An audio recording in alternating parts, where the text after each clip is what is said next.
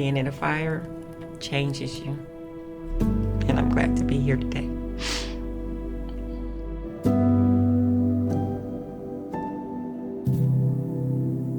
It was just a normal day, a beautiful day outside actually. My daughter, she was 16, was in the room asleep. I was cleaning house all day, and then I smelled something. I hit the hallway dining room area. There was smoke just rolling on top of the ceiling and fire everywhere.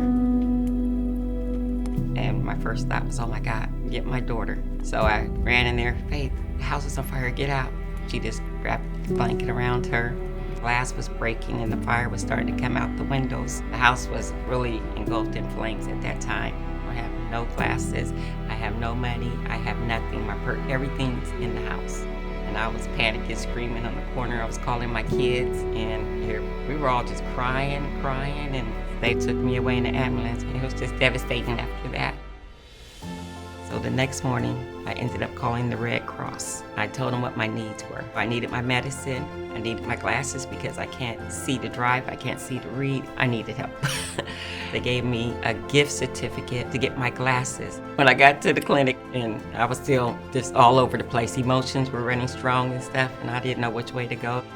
This friendly receptionist was there, and I told her what happened, and she embraced me, which, I was like, wow, okay. People really are here for you when you need them.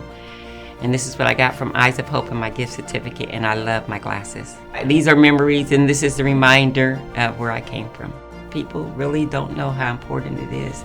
Your vision means a lot with your body.